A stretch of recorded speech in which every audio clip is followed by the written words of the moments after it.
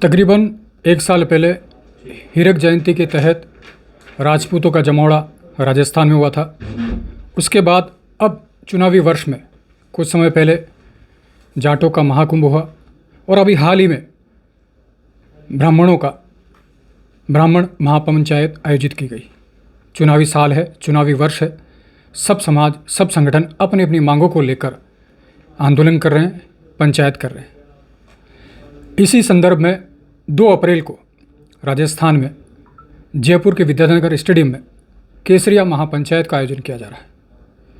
केसरिया महापंचायत में क्या क्या होने हैं और किस तरह का आयोजन होगा और उसका उद्देश्य क्या, इसको लेकर, चूँकि आपको बता दें कि जो केसरिया महापंचायत है उसके जो आयोजक है श्री राष्ट्रीय राजपूत करणीय सेना के राष्ट्रीय अध्यक्ष सुखदेव सिंह गोगामिडी हमारे साथ में हैं। तो आइए उनसे बात करते हैं कि लगातार क्या जो पंचायत की जा रही है, महापंचायत, इसका उद्देश्य क्या है और किस तरह का आयोजन वो कर रहे हैं। सुखदेव जी, पत्रिका की इस खास मुलाकात में आपका स्वागत है। नमस्कार साहब। सबसे पहले आप पूछना चाहेंगे, क्या ये जो महापंचायत आप जो कर रहे हैं, केसरिया महापंचायत, चुनावी वर्ष का कोई चुनावी साल है इसलिए उसका आयोजन कर रहे हैं या कोई खास उद्देश्य है?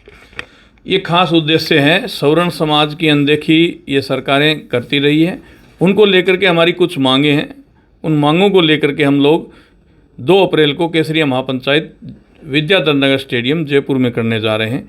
उसमें हमारी प्रमुखता से मांग है क्षत्रिय राजपूत जन कल्याण बोर्ड का गठन हो। इसके अलावा हम चाहते हैं कि गहलोत साहब ने राजस्थान में ज़मीन मकान प्लाट की शर्त हटाई, इसी तर्ज के ऊपर केंद्र सरकार भी केंद्र की भर्तियों के अंदर ज़मीन मकान प्लाट की शर्त हटाए। इसके अलावा हम चाहते हैं नगर निगम चुनाव और पंचायत चुनावों के अंदर ओबीसी की तर्ज के ऊपर सामान्य सवर्ण आर्थिक पिछड़े हैं उनको भी उन आरक्षण दिया जाए। ये हमारी प्रमुखता से मांग है। तो मैं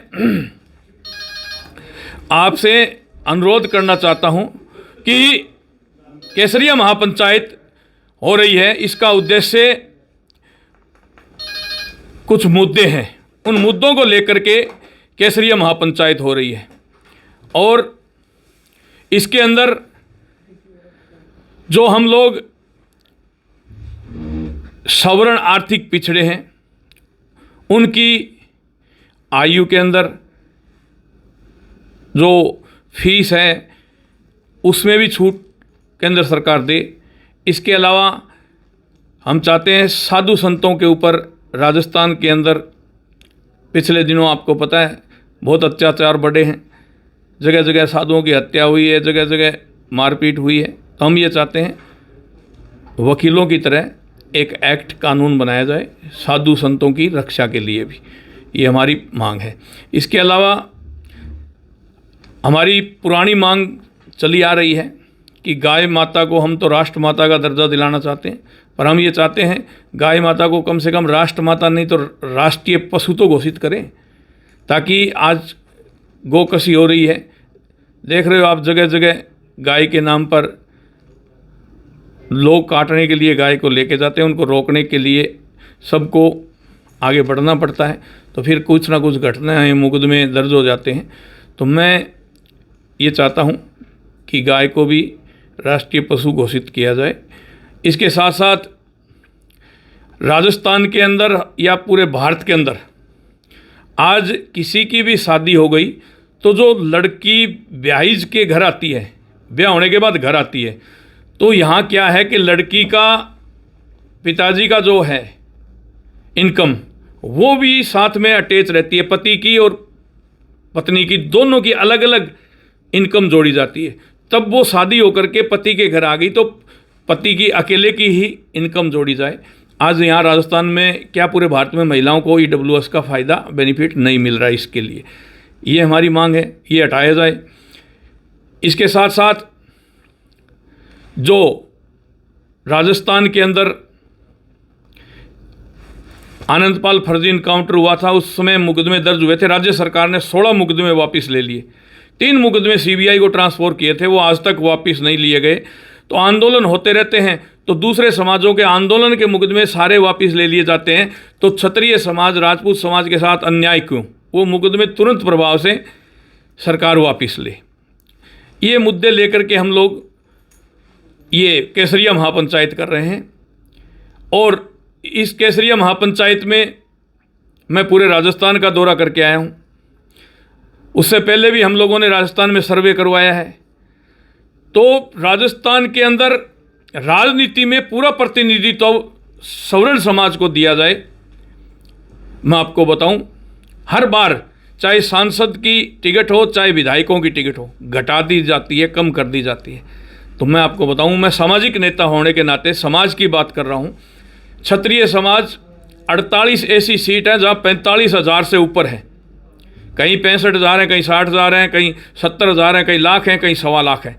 48 ऐसे सीटें हैं जहां 45,000 से ऊपर हैं और 22 ऐसी सीटें हैं जहां हम 20 से 22,000 हैं। जिसको चाहें उसको हरा सकते हैं, जिसको चाहें उसको जिता सकते हैं। निर्णायक 70 सीटों के ऊपर सीधा सीधा क्षत्रिय हस्तक्षेप करते हैं। तो फिर दोनों राष्ट्रीय पार्टियां अनदेखी कर रही हैं। क्यों कर रही हैं? टिकटें क्यों घटाई जा रही है? हम चाहते हैं राजनीति के अंदर पूरा प्रतिनिधित्व मिले। राजस्थान के अंदर 1,35,00,000 क्षत्रिय हैं, राजपूत। तो हम ये चाहते हैं, अगर सरकार को कोई शक है, शुबा है, तो जातीय जनगणना करवा ले। जिसकी जितनी हिस्सेदारी उतनी उसकी भागीदारी सुनिश्चित कर दे। आज मैं यहाँ आपके साथ कोई किसी जाति बिरादरी को टारगेट करने के लिए नहीं बैठा हूँ, पर मैं आपको बताना चाहता हूँ, जाट समाज थोड़ी सी आंख दिखाता है और सरकार प्रेशर में आ जाती है। जबकि राजस्थान के 33 जिले, आज तो 50 हो गए, 33 जिले हैं, उनमें से 17 जिलों में जाट समाज है ही नहीं, फिर भी सरकार खूब खाती है। 17 जिलों के अंदर जाट समाज है ही नहीं, वोटर ही नहीं है, फिर भी सरकार उनसे खूब खाती है। उन्होंने एक हवा बना दिया, दबदबा बना दिया सरकार के ऊपर। तो हम ये चाहते हैं, जिसकी जितनी हिस्सेदारी उतनी उसकी भागीदारी, ये सरकार सुनिश्चित करे। इन मुद्दों को लेकर के हम केसरिया महापंचायत विद्याधर नगर स्टेडियम में कर रहे हैं। और इसके अंदर मैं बताऊं, सवर्ण समाज के काफ़ी लोग आ रहे हैं। आयोजक इसकी श्री राष्ट्रीय राजपूत करणी सेना है। हमने सभी मंत्रियों को बुलाया है समाज के। उसके अलावा ब्राह्मण समाज से भी सीपी जोशी जी हैं, उनसे भी बात हुई है। अभी बीजेपी के प्रदेश अध्यक्ष बने हैं, जो एकमात्र राजस्थान के सांसद थे जब हम माँ पद्मावती की अस्मिता के लिए लड़ रहे थे, उस पिक्चर को बैन कराने के लिए लड़ रहे थे। अलाउद्दीन खिलची और माँ पद्मावती का जो प्रेम प्रसंग का सीन दिखाया जा रहा था, वो कटवाने के लिए हम लड़ रहे थे। उस समय एकमात्र सीपी जोशी जी चित्तौड़ सांसद थे जिन्होंने संसद में इस मुद्दे को उठाया, माँ पद्मावती के। उनको भी धन्यवाद देना चाहते हैं, उनको भी इनवाइट कर रहे हैं, वो भी पधारे, उनको भी सम्मान करेंगे वहाँ मंच पर। हम चाहते हैं वो भी आएँ, उनको भी इनवाइट करने के लिए कल टीम जाएगी। इसके अलावा यहाँ हम ये चाहते हैं कि क्षत्रिय को ये सरकारों ने कमज़ोर किया है। और कमज़ोर किस तरह से किया है? इन्होंने फिल्मों का सहारा लिया, नेतागिरी का तो लिया ही लिया, इसके अलावा इन्होंने फिल्मों का सहारा लिया। फिल्मों के अंदर ब्राह्मण, बनिया और राजपूत को इन्होंने टारगेट किया। दुराचारी, व्यभिचारी, अत्याचारी, जितने भी अत्याचार होते हैं, ये तीन ही कौम को करते हुए फिल्मों के जरिए दिखाया जाता है। जबकि इन तीनों कौमों ने इस देश को बचाने के लिए बलिदान दिए हैं। हमारे पूर्वजों ने 565 रियासतें इस देश में समानता लाने के लिए सिलेंडर कर दी थी सरकार को। लाखों बीघा ज़मीनें सिलेंडर कर दी थी कि देश में समानता आ जाए, सब एक रहे। फिर इन सरकारों ने क्या किया? गुजरात का कानून अलग है, पंजाब का एक्ट अलग है कानून, मध्य प्रदेश का अलग है, राजस्थान का अलग है। हम चाहते हैं एक भारत तो एक कानून हो, एक भारत तो एक कानून हो। इसको लेकर के भी हम लोग आगे बढ़ रहे हैं। जो पिक्चरों के जरिए ब्राह्मण, बनिया और इनको इतिहास के साथ जो हमारे साथ छेड़छाड़ की जाती है, ऐसे सीन दिखाए जाते हैं। हम चाहते हैं सेंसर बोर्ड के अंदर एक इतिहासकार को बिठाया जाए जो कोई भी पिक्चर के साथ छेड़छाड़ ना हो। इसके अलावा आज कोई भी समाज का महापुरुष है तो उसका रिकॉर्ड पुरातत्व विभाग के पास भी है, सरकार के पास भी है। भाई, महाराणा प्रताप थे तो क्षत्रिय थे, वीर दुर्गादास राठौड़ थे तो क्षत्रिय थे, राव शेखा क्षत्रिय थे, पृथ्वीराज चौहान क्षत्रिय थे। तो कोई भी आकर के उसके ऊपर अपनी दावादारी ठोक देता है। तो इसके लिए भी एक एक्ट और कानून बने, जो ऐसी हरकत करते हैं उनके खिलाफ कानूनी कार्रवाई करने का सरकार को प्रावधान रखना चाहिए। ये मांगों को लेकर के हम लोग ये केसरिया महापंचायत जयपुर में कर रहे हैं और लाखों लोग पहुंचेंगे। मैं शेखावाटी का दौरा करके 2 दिन पहले ही आया हूं। शेखावाटी से करीब हमारे बहनें और भाई 45,000 लोग खाली शेखावाटी से निकल रहे हैं। इसके अलावा हम 1-2 दिन के अंदर बसों की पूरी टैली कर रहे हैं। छोटी गाड़ियां कितनी आएगी, ट्रेनों से कितने आ रहे हैं, बसों से कितने आ रहे हैं। हमारे पूरे भारत के 25 प्रदेश अध्यक्ष यहाँ आ रहे हैं, 26वां यहाँ राजस्थान के अंदर है। साउथ के भी सभी आ रहे हैं, तेलंगाना से भी आ रहे हैं, जम्मू कश्मीर के भी आ रहे हैं। सभी प्रदेश अध्यक्षों को यहाँ बुलाया गया है और इसके साथ साथ सवर्ण समाज के काफ़ी संगठन हमारे साथ जुड़े हुए हैं। राजपूत समाज के काफ़ी संगठन हमें समर्थन कर चुके हैं और कर रहे हैं, आ रहे हैं। वहाँ एक जाजम होगी और एक केसरिया ध्वज होगा और उस जाजम पर बैठने वाले सवर्ण समाज और क्षत्रिय होगा। ये हमारी केसरिया महापंचायत होने जा रही है, जो जयपुर को लोग गुलाबी नगरी कहते हैं। 2 अप्रैल को ये गुलाबी नगरी पूरी केसरिया में आपको नजर आएगी। सुखदेव जी, अभी कुछ साल पहले, साल भर पहले हीरक जयंती समारोह के माध्यम से हीरक जयंती का जो आयोजन किया गया था, उसमें भी राजपूतों ने, क्षत्रियों ने अपनी ताकत, अपने कार्यक्रम का आयोजन किया था। उसके बाद फिर साल भर बाद ही अब आप से राष्ट्रीय राजपूत करणी सेना के माध्यम से केसरिया पंचायत कर रहे हैं। तो इसका उद्देश्य जो आपने बता दिया, लेकिन राजपूतों के माध्यम से वो मांग रखी जा चुकी है, फिर इसका महापंचायत का उद्देश्य क्यों? देखो, ये जो हीरक जयंती थी वो जन्मदिन था। 75 साल हो गए उस क्षत्रिय संघ को बने हुए। जन्मदिन मनाया था, ताकत दिखाई थी। कोई कहता है 15 लाख थे, कोई कहते हैं 10 लाख था, कोई का 12 लाख थे। मैं उस बात पे नहीं जाना चाहता, पर वहाँ कोई मांग नहीं रखी गई। अगर उस दिन क्षत्रिय राजपूत जन कल्याण बोर्ड की मांग रख दी जाती तो सरकार को उसी दिन देना पड़ता, पर वहाँ उस दिन कोई भी मांग नहीं रखी गई, खाली एकजुटता दिखाई गई थी। मैं भी वहीं मंच पर था। पूरे भारत के राजपूत आए थे, राजस्थान के तो थे ही थे, पदाधिकारी पूरे भारत से आए थे। वो तो ताकत दिखाई थी। उस समय कोई मांग नहीं रखी गई थी। ये मांग सहित केसरिया महापंचायत हो रही है। इसमें मुद्दे हैं हमारे समाज के, वो रखे जा रहे हैं, इसलिए ये केसरिया महापंचायत हो रही है। उस समय अगर मांग रखी जाती तो सरकार को मानना पड़ता। इतने ज़्यादा तादाद में राजपूत जयपुर के अंदर आए और कब आए कब चले गए, ना तो जयपुर की जनता को पता चला, ना सरकार को पता चला। बिल्कुल शांति से आए थे, शांति से चले गए। सरकार के कोई टेंशन ही नहीं थी। अब सरकार टेंशन में, आईबी के, सीबीसीआईडी के और अधिकारी सबके फ़ोन आ रहे हैं। सब जिला अध्यक्षों के पास फ़ोन आ रहे हैं, भी आप कितने लोग आ रहे हो, कितने साधन आ रहे हैं, कैसे आओगे, क्या आओगे। सरकार के टेंशन तो अब हुई है ना, सरकार के टेंशन अब हुई है, क्योंकि सरकार को मांग पत्र सहित हम केसरिया महापंचायत कर रहे हैं। और हमें कोई अनगलत मांग नहीं है, हमारा हक और अधिकार है लोकतंत्र के अंदर, वही मांग हम लोग सवर्ण समाज के लिए कर रहे हैं। सुखदेव जी, ये चुनावी साल है, चुनावी साल में ऐसा तो नहीं कि ये चुनावी सभा बनकर रह जाए वो जो मंच है? नहीं नहीं नहीं, ऐसी बात नहीं है। वहाँ जो हमारे मुद्दे हैं, उन मुद्दों की ही बात रखी जाएगी, उन मुद्दों की ही बात होगी और उन मुद्दों को लेकर के ही ये केसरिया महापंचायत की जा रही है। सुखदेव जी, कुछ सवाल कि आपका जो ये इसको लेकर तैयारी कितने समय से चल रही है और क्या अभी स्थिति है तैयारी की? देखो, ये तैयारी तो हमारी पिछले 4 महीने से चल रही है, पर हमारे को ज़्यादा तैयारी करने की ज़रूरत नहीं पड़ती, क्योंकि जो राजनीतिक पार्टियों के जैसे बूथ बने हुए होते हैं, उसी तरह हमारी 200 विधानसभाओं के अंदर टीम बनी हुई है। तो हमें तो उनको सिर्फ डायरेक्शन देनी है। और जहाँ आप देखते हो, जहाँ आंदोलन होते हैं, धरना प्रदर्शन होते हैं, वहाँ सिर्फ हम डायरेक्शन देते हैं, फटाफट हज़ारों लोग पहुँच जाते हैं। तो 19 मार्च को ब्राह्मण महापंचायत थी, उसके बाद हम लोगों ने जा कर के हर जिले वाइज पहले भी गए, दोबारा 19 मार्च के बाद हम दोबारा गए हैं और हर जिला हेडक्वार्टर पर जा कर के प्रेस कॉन्फ्रेंस की है। और आपको मैं बता दूं, इसके अंदर हमने एक और भी मांग रखी हुई है कि सवर्ण आर्थिक पिछड़े जितने भी भाई बहन हैं, उनके लिए हर जिला हेडक्वार्टर के ऊपर एक छात्रावास बनाया जाए। ये हमारी मांगे हैं, मुद्दों सहित ये हम केसरिया महापंचायत कर रहे हैं, खाली भीड़ करने के लिए नहीं। तो इसमें आपने बताया कि कांग्रेस बीजेपी के तमाम लोगों को आपने उसमें मंच पे बुलाया, तो जो आपने जो अपनी मांगे रखी है वो सरकार के पास अभी पहुंचा दी, या उस दिन सरकार की ओर से कोई प्रतिनिधिमंडल आएगा या प्रतिनिधि आएंगे उनको आप सौंपेंगे मांग का? देखो, सरकार को तो पहले सौंप चुके हैं, अभी और सौंपेंगे। उस दिन तो प्रतिनिधिमंडल आएगा या हम जाएंगे, वो तो मौके की नज़ाकत को देख के ही वहाँ बात की जाएगी। पहले इस बात का खुलासा नहीं करेंगे कि उस दिन क्या करेंगे। और कार्यक्रम का अगर हम स्वरूप पूछना चाहें, चूँकि बहुत से लोग इस समाचार को, इस खबर को, इस इंटरव्यू को पढ़ने के बाद वहाँ जुड़ना चाहेंगे, तो वहाँ कार्यक्रम का अगर स्वरूप आप बताना चाहें कि किस तरह का कार्यक्रम का स्वरूप रहेगा, क्या क्या आयोजन होंगे वहाँ, किस किस तरह का उद्बोधन होगा?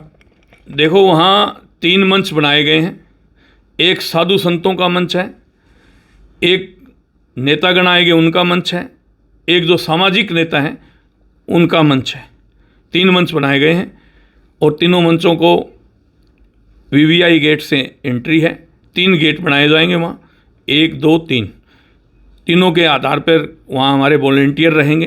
करीब 1000 वॉलेंटियर वहाँ विद्याधर नगर स्टेडियम के लिए लगाए गए हैं। इसके अलावा हमने सीकर रोड पर टोल के पास हमारे वॉलेंटियर रहेंगे करीब 100 से 150। अजमेर रोड पर टोल के पास हमारे वॉलेंटियर रहेंगे 100 से 150। इधर नागौर रोड के ऊपर जोबनेर के पास हमारे वॉलेंटियर रहेंगे 100 से 150। इधर भरतपुर रोड है, आगरा रोड, उसके ऊपर भी हमारे 30 से 50 वॉलेंटियर रहेंगे। कोटा टोंक रोड है, उसके ऊपर हमारे 50 वॉलेंटियर रहेंगे जो वहाँ बसों की एंट्री करेंगे। उनकी खाने की व्यवस्था है, वहीं से उनको पैकेट वितरित किए जाएंगे। पानी की व्यवस्था है, क्योंकि आपको पता है 2 अप्रैल को 38 टेम्परेचर रहने वाला है, तो पानी की व्यवस्था लाखों लीटर के हिसाब से वहाँ कर रहे हैं हम। तो इसको लेकर के हमने वॉलेंटियर हैं उनकी ड्यूटी लगा रखी है। आपको क्या लगता है संभावना है, अगर जो संख्या कितनी जुटने की लोग आ सकते हैं वहाँ पे? देखो, हमने तो अपील की है और अपील में लाखों लोग भी वहाँ हो सकते हैं। हमने तो अपील की है भाई, हम केसरिया महापंचायत कर रहे हैं, इसमें आप सब आमंत्रित हैं, पूरा सवर्ण समाज आमंत्रित है, पूरा राजपूत समाज आमंत्रित है। तो उसमें कोई कितनी भीड़ का आंकलन तो ये तो सरकार के खुफिया तंत्र है, उसको करना चाहिए। मुझे तो उम्मीद है कि लाखों लोग यहाँ पहुँचेंगे जयपुर केसरिया महापंचायत के अंदर।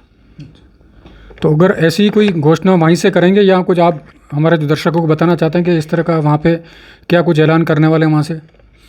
देखो, मौके की नज़ाकत को देखकर, सरकार का रवैया देखकर वहाँ काफ़ी बार ऐसी स्थिति बन जाती है कि वहाँ डिसीजन लेने पड़ते हैं। तो पहले नहीं होते, वो मौके की नज़ाकत को देख के ही डिसीजन लेने पड़ते हैं। सुखदेव जी, जो पत्रिका के दर्शक जो भी केसरिया पंचायत से जुड़ना चाहते हैं आपसे, आप उनसे कुछ अपील करना चाहते हो, जो पूरे अगर राजस्थान और देश भर से जो लोग देख रहे हैं, उनसे मैं ये अपील करूँगा कि आप मेरे युवा भाइयों के लिए, मैं उनकी लड़ाई मैं लड़ रहा हूँ। आने वाली युवा पीढ़ी है, उसकी लड़ाई मैं लड़ रहा हूँ। ये जो EWS 10% मिला है आर्थिक आधार पर आरक्षण, इसकी पूरे भारत के अंदर लड़ाई श्री राष्ट्रीय राजपूत करनी सेना ने लड़ी। अब हमारे युवा भाई बहन हैं, उनकी लड़ाई हम लोग लड़ रहे हैं। तो मैं उनसे आग्रह करूँगा कि आप लोग आ नहीं सकते तो लिख सकते हो, लिख नहीं सकते तो प्रचार कर सकते हो। एक से एक, कड़ी से कड़ी भिड़ा करके आप लोग इस मुहिम को आगे बढ़ाएं।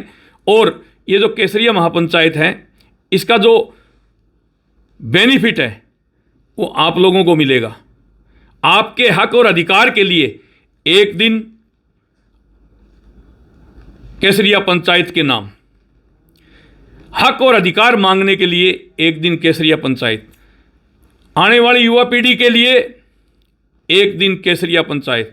2 अप्रैल विद्याधर नगर स्टेडियम आप सब लोग पहुँचें और जितने भी भाई और बहन आएँ, शांति से आएँ और शांति से जाएं। और हमारे मुद्दे हैं, उन मुद्दों को कभी गौण नहीं होने देंगे। आपको पता है, आपका भाई सुखदेव सिंह गोगामेड़ी जो कहता है वो करता है। या तो मैं किसी चीज़ को हाथ में ही नहीं लेता, और जिस चीज़ को हाथ में लेता हूँ उसको पूरा करके छोड़ता हूँ। आप सबको पता है, आपने देखा है, हम फेसबुक व्हाट्सएप पर चलने वाले संगठनों में से नहीं हैं। हम धरातल पर काम करते हैं और सरकारों को करके भी दिखाया है। चमत्कार को नमस्कार है, वो चमत्कार आप लोगों को 2 अप्रैल को विद्याधर नगर स्टेडियम में पहुंच करके इन सरकारों को चमत्कार दिखाना है। जी, बहुत बहुत धन्यवाद सुखदेव जी पत्रिका से बातचीत करने के लिए। बहुत बहुत धन्यवाद पत्रिका का भी कि आपने इन मुद्दों को आम नागरिक तक, आम हमारे भाई और बहनों तक पहुंचाने का काम किया। पत्रिका हमेशा अग्रणीय रहती है और आज भी अग्रणीय है। मैं बधाई देना चाहता हूं आपको कि आपने अपना कीमती समय निकाल करके हमारे मुद्दे, आम हमारे भाई और बहन हैं, उन तक पहुंचाने का कर्म किया। नमस्कार। जय माता। तो ये थे हमारे साथ में केसरिया महापंचायत जो राजस्थान जयपुर में होने वाली है, उसके संयोजक भी हो गए, और श्री राष्ट्रीय राजपूत करणी सेना के राष्ट्रीय अध्यक्ष सुखदेव सिंह गोगामिडी जी, जिन्होंने बताया कि वो अपने हक और अधिकार को लेकर आगामी 2 अप्रैल को विद्याधर नगर स्टेडियम में एक केसरिया महापंचायत कर रहे हैं। तो मुझे दीजिए इजाज़त, आप जुड़े रहिए पत्रिका के साथ में। मैं शैलेंद्र शर्मा अपने सहयोगी अब्दुल बारी के साथ, जयपुर।